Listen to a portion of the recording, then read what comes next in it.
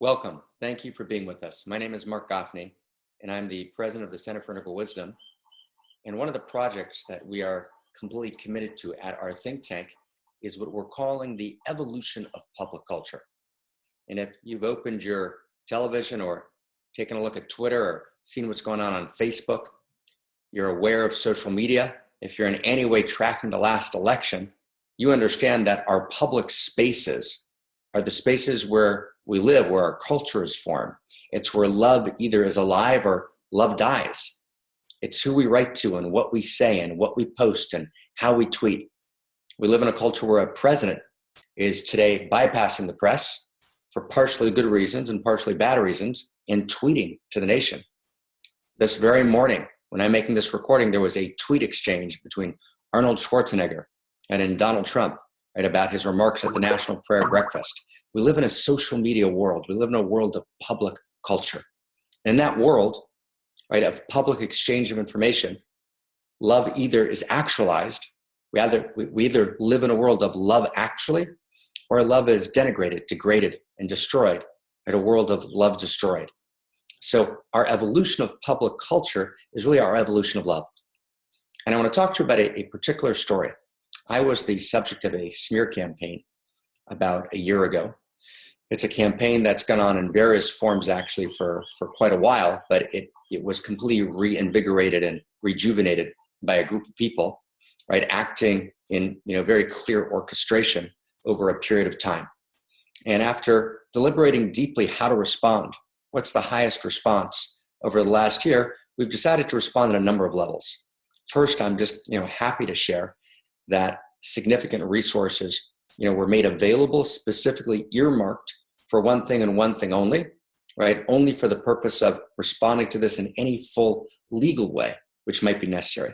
We'd avoided the legal route because we thought that was not an appropriate way to respond, but we've realized, right, that actually that may well be necessary.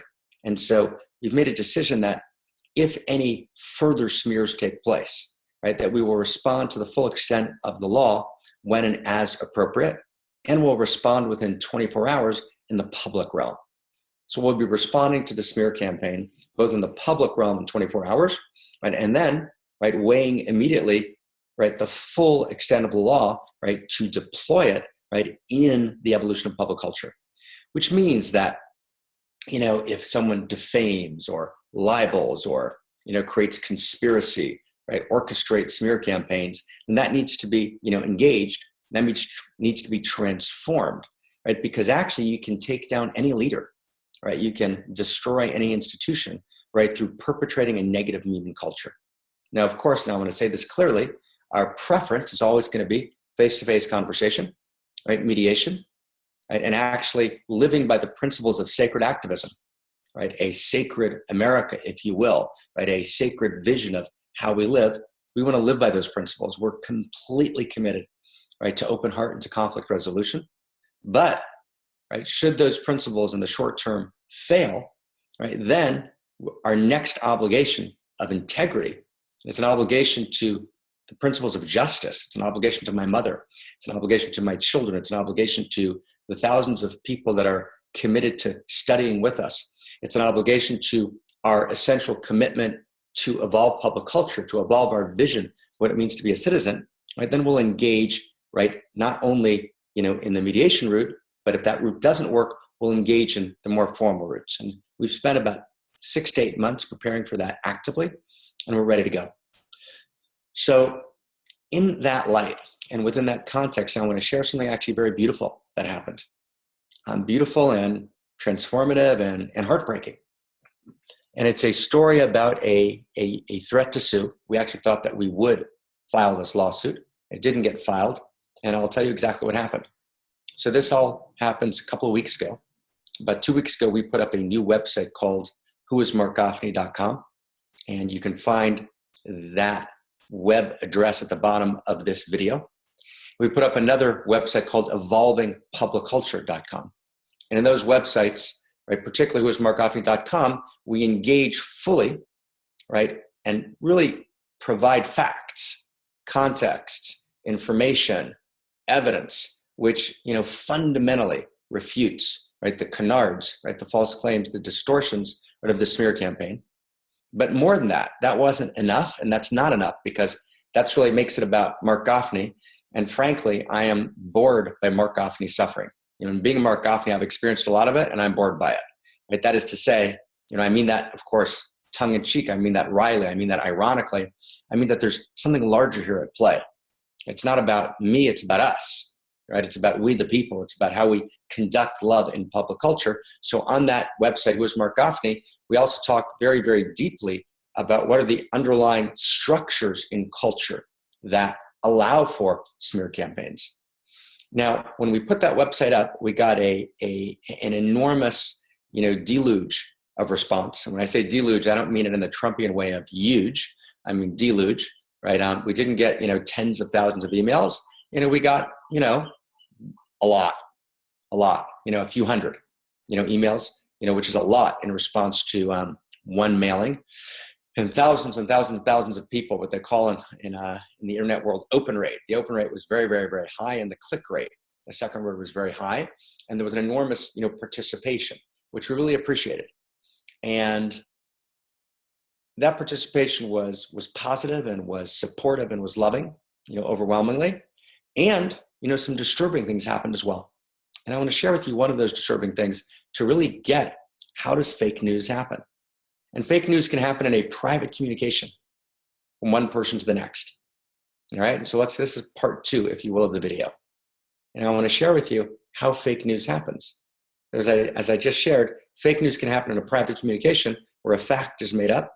Fake news can happen in a social media post. Fake news can happen when something's radically distorted in a New York Times article, right? Or an LA Times article, right? Neither the mainstream media nor the blogger nor a private communication, right, is immune from falling prey to fake news. And fake news happens as follows. Here's the definition of fake news. You share something as an absolute truth, it's news. Right? It's not an opinion, it's not a perspective, it's news. I'm sharing this as news. This is a fact, right? And you give a complete distorted picture of what happened or a complete false picture of what happened. So for example, if you would talk about a person's teenage relationship, right? Let's say a person had a teenage necking relationship, right? When he was 19, just making it up, okay, as it were. And I mean that, of course, ironically, because I'm not making it up. This was one of the issues in the smear campaign. And you keep telling that story about the person, in this case, it was me, as if the person was 50, right? And then you distort the facts of it, right? Well, that's fake news. That's exactly what fake news is. But what happens is when you create that kind of smear campaign, when you create that kind of lynch mob energy, when you create that kind of hysteria, when you create that kind of fear and panic, right, on the web, what happens is distortions and lies just begin to proliferate, right? And the reason, one of the tactics of the big lie is that you seed, right, the public culture with untruth, right, with smear. And then that smear by itself catapults and snowballs and grows, and new victims begin to appear and stories begin to be told, and you have got absolutely no way of discerning, right, fact from fiction. And most of it is usually fiction. So I've experienced that, somewhat in the last, decade or so, but really intensely only in the last year, right? There was the orchestrated smear campaign was in the last year. So I want to just share with you something which is a direct result of this orchestrated smear campaign. And this is a letter that we received right at the Center for Ethical Wisdom. We received it on January 17th, the same day that our mailing went out announcing the Who is Marc Gafni site and the Evolving Public Culture site. So here we go, and I want to invite you to listen carefully. And it's pretty dramatic. So it's a letter written to Barbara Marx Hubbard, and it says, "Dear my beloved Barbara," and Barbara's the co-chair of the Center for Ethical Wisdom, and it says, "It's with a heavy heart that I write you after receiving this letter. I've been staying silent for the past year when receiving your emails about working with Mr. Gafni. Knowing what I know, it is time for me to speak up. Please know that all that follows is my writing to you out of love as a friend." Sounds serious, credible, cogent. It's not written in a crazy or demented manner. Let's keep reading. And she says, "The following are my findings. My very good friends in Boulder, a lawyer and his family, have lived in a community with Marc Gafni for years. They have 3 children who were all small at the time. And it is a fact that the eldest son has been sexually molested by Marc for years before finally breaking the silence, becoming an alcoholic, and having to go into therapy for years. His trauma might never heal because his parents believed Marc was a good person. Their life has never been the same since. It's pretty horrible, right? Next paragraph. This is not, and not is in caps, this is not a made-up story. I know this young man, his suffering for him and his family personally, and I invite and urge you, etc., etc., etc. That's the core of the letter. Okay. Now, when you read this letter is written, and the letter goes on for 8 or 9 more paragraphs. It's written cogently, carefully, right? Intelligently, must be true, right? Now, the fact is, there's not a word of truth in the story. I never lived in a community for many years, right? There's no confusion or distortion. It is utterly, completely fabricated out of thin air. Nothing vaguely approximate ever happened. Nothing ever, similar happened. It's a complete, utter, bold-faced, made-up lie that a person just wrote from Boulder, Colorado, right? The seat of the New Age movement and human potential movement. Not surprising, that is, right? And wrote this, with complete intention to interfere with all of my contracts, to defame, right? To libel, right? Etc. So in our new policy, which went into effect, the January 17th, right? The day that we put out this website, right? In our new policy, we wrote immediately, and we said to this person, there's not a word of truth, right? In what you wrote, right? Stated as fact. It's literally made up, shocking and appalling that you would state something utterly fabricated as a fact. And then we copied our attorney, right? Who's one of the attorneys who's committed, right, to dealing with this issue, right? We told her that you're welcome to share this communication within who was ever the original source, right, of this falsification, right? And please, right, understand that if we ever hear this again any place, we're going to take immediate legal action. Now, there was an argument I'll share with you within our circle that morning, whether we should file a lawsuit immediately or issue a warning, right? I at least that day won the day. I don't always. We have strong people, right, and strong opinions, and we operate in a kind of democratic pluralism of collective leadership. But that particular day, I won the day, and, I persuaded everyone that we would actually send a warning letter first. So that's the letter I just read you, the warning letter.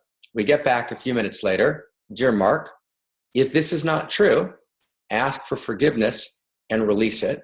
God bless. So I thought that was a pretty horrific response, right? You just made a set of accusations, and you just wrote, if this is not true. So I wrote back, right after speaking to our attorney. I said, I'm copying my attorney with the name of the attorney. And I said, this is not okay. The if in your sentence is not acceptable, right? It's outrageous malice, interference with contract, right? Please tell us immediately the source, and we'll be filing a lawsuit immediately. So that was all within a period of an hour. By the end of the day, right, that same day, we get the following letter back. Dear Marc, I found out tonight that this story has been made up about my friends without them even knowing anything about it, right? Indeed, she writes, the whole thing is a lie, etc., etc. I sincerely believe for having believed that I was rightfully communicating something about my own friends that I hold in high esteem, would have been slandered just like you. I can only ask everyone involved for forgiveness, etc., etc., etc. So within a period of hours, right, the person's writing back, asking for forgiveness, and acknowledging that which they wrote several hours earlier as an absolute truth, calling it fact, right? Claiming they know the son, that they know the person well, that he's an alcoholic, that they lived in community with me for several years, that the son was sexually molested, right? This entire story, right now within about 6 hours, right, is, acknowledged as a complete fabrication.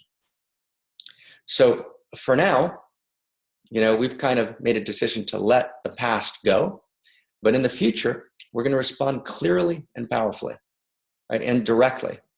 And I want to make this very, very clear that I'm not afraid of any person coming forward, right? It's been written by one of the key perpetrators of the smear campaign that I call people and threaten people. That is a complete and utter and bold-faced lie.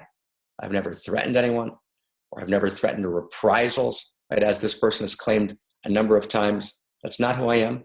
That's not how I live, right? If anyone wants to write anything in public, they are welcome to. And, right, if it's inaccurate, false, or distorted, we will respond fully, right? In the public square, right? And if necessary, right, in the legal square. Right? So no one should feel like, someone wrote in a comment, Mark should relax. I'm not going to say anything. Say whatever you'd like, whenever you would like, in whatever form you would like. And we'll respond with full integrity, with full dignity, with full revelation and full disclosure, right, of all relevant information, with full honoring.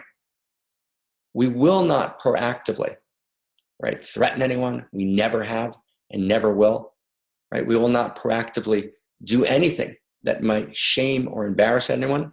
We will not proactively break any privacy or any confidentiality with any person at any time, because anyone who held privacy, that should be honored and dignified. And I'm going to make it really, really, really clear. Have I made mistakes in the normal arc of human relationships? Of course I have. Right? Would I fall on my knees in devotion and ask forgiveness to anyone for any mistake? Of course I would. Right? But I don't have a fucking abusive bone in my body. Right? Actually, it's not who I am. It's not how I live. It's not what my commitments are. It's not what runs through my blood.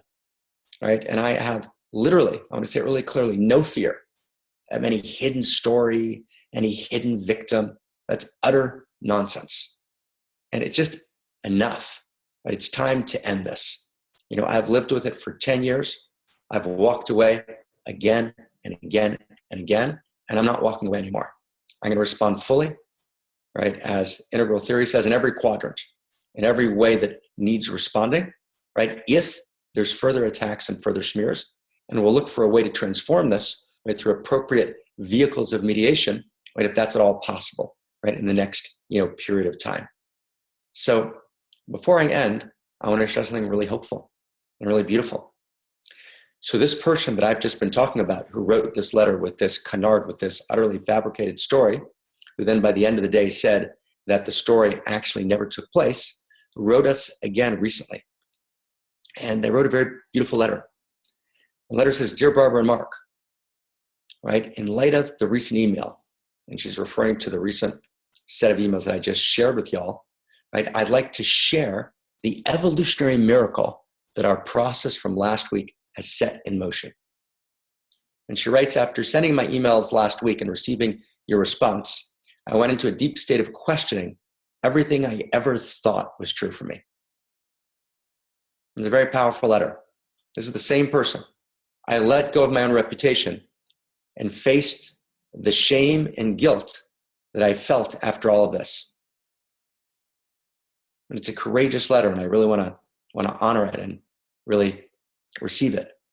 Upon praying for release, she continues, and calling upon forgiveness, I began to see the power of judgment.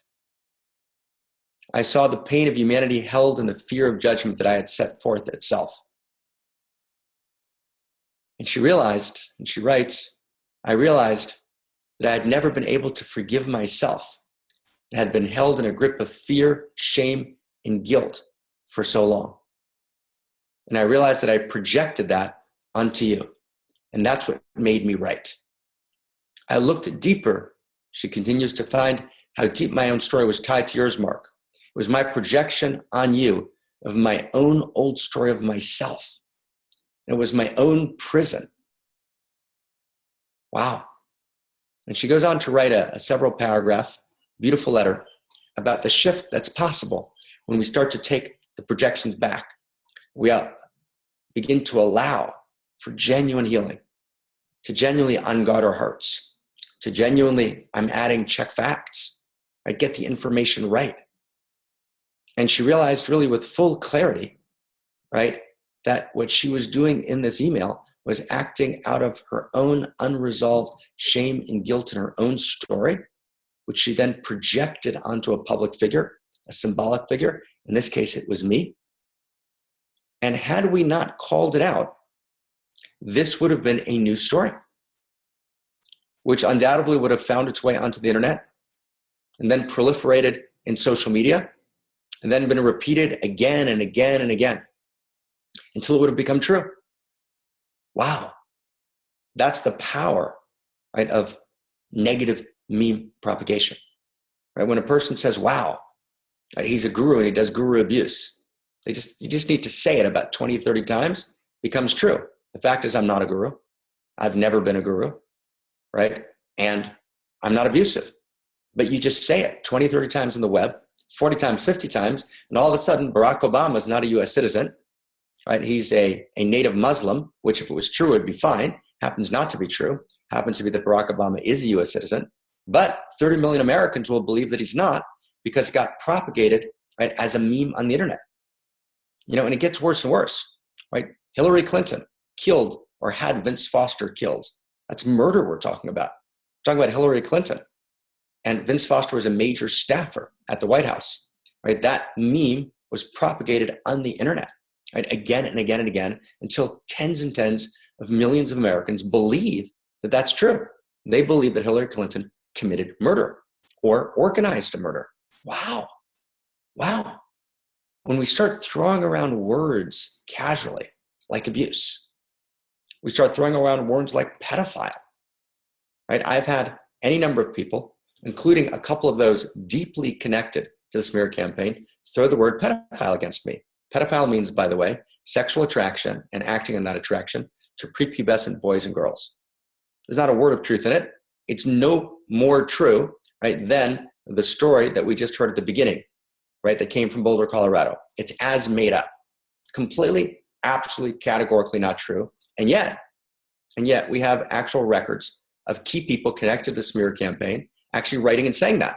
In fact, one of those key people actually wrote our email list and said, take me off this email list of this pedophile. Wow. Wow, what a thing to say. Made up, contrived, out of thin air, distorted. It's a shocking thing to say. Now, let's just understand, right? Do I enjoy talking about this? No, I don't. Would I rather be talking about the evolution of love? Yes, but here's the story. This is the evolution of love. See, when we do a spiritual bypass, we just want to talk about kind of new age light and love. We actually ignore fact checking, right? If I'm a spiritual teacher, but yet I'm willing to sign a petition, right, against another teacher, not knowing any of the facts, and I'm willing to interfere with his contracts, right, and to defame and to libel.